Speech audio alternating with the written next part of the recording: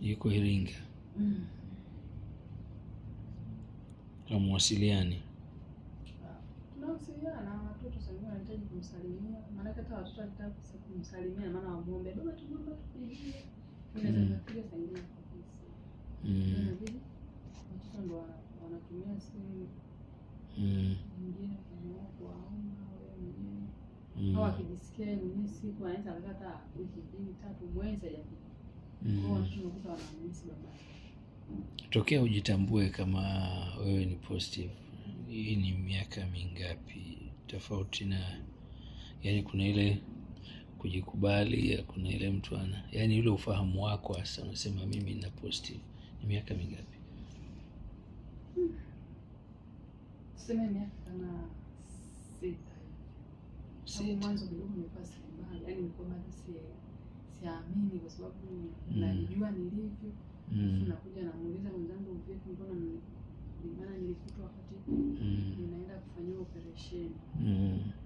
Kwa natakiwa nipime sasa. Naenda kuna nanyonyesha tayari na mtoto wa kike. Ananyonyesha sasa naenda kupima nikafanyia operation na kuna tatizo lile. Tambia hapana mnikusema jibu. Kwa hiyo ilinichukua muda sana kuweza kukubali wapi. Mwenzangu namuuliza anakuambia mimi sijui wewe ni mtu mzima. Anakuambia wewe ni mtu mzima. Sasa ni mtu nikiwa mtu mzima ndo najua nini. Basi pale tu kabidi sasa kuna mama mmoja alikuwa pale. Huwa ananishauri anaambia angalia watoto wako, angalia watoto tutakapoondoka. Yaani kidogo ndo kanipa ile faraja. Kila siku nikaa kama nina kliniki ya kwenda pale kwa ili anakumbili. Maana mimi wangu bora nikagongwe na gari nife, bora lolote litokee nife. Kwa hiyo kidogo ndo kanifariji. Nikubali ile hali.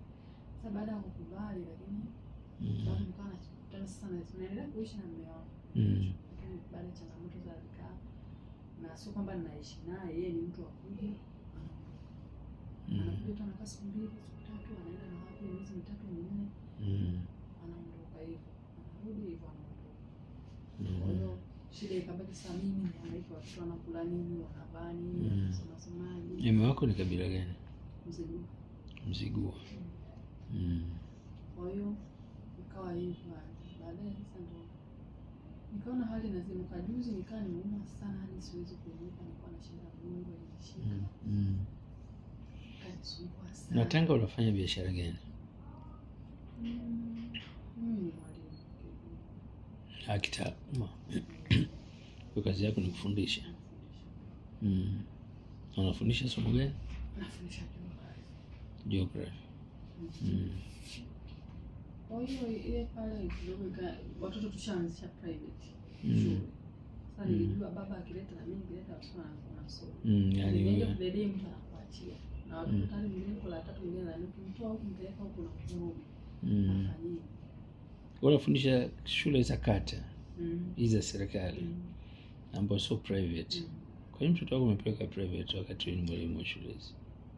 Mazingira niliopo. Yaani unaangalia unaona kabisa shule tunacheza tu hamna tofautilia jamaa nini. Kengele na unga na mimi. Na mimi niko pale karibu na shule. Nikaangalia mazingira. Yaani mazingira ya taaluma ya darasani mnaona sio. Kwa hiyo watoto wenu mnawapeleka private. Kwa siku ndo mzigo wote umeniangukia pekee. Kwa sana pambana mimi ili kuweza kupata utafifu ule wa maisha. Hapa uko siku ngapi? Kwanza kuumwa sana. Mwanaume ndo kabisa. Anaomba mkeo kala, anaba. Mke wa ndoa au hizi lugha za mke mume? Tumefunga ndoa kabisa. Kanisani. Tena imekuja kufungiwa hapo Tumbi. Uwanja wa mpira pale. Ndoa kabisa ambapo ukimtazama kwa sasa na hivi zile kuna ndani watu huwa hawaamini kama ndio. Kutokana na jinsi ulivyobadilika. Jinsi nilivyobadilika. Maana baada ya kutumia hizi dawa sasa nikawa kidogo. Leo utabaki hapa au utarudi Tanga? Nitamani kurudi kwa sababu nimeacha watoto wenyewe. Nataka nikutengenezee dawa ya miezi 3 ili ukae. Umesema una hali ngumu, ili kesho mimi nitakuwa natengeneza dawa. Itabidi nifanye utaratibu kama kuna uwezekano kubaki nitalaki. Ili uondoke kesho jioni. Asubuhi ndo natengeneza. Ni flash mchana. Kwenye saa 10 hivi unaweza ukaondoka. Kwani nilibadilika total, yani ukiniangalia hivi. Na ukisikiza kuna maneno watu wanakuambia zile dawa kutumia sana.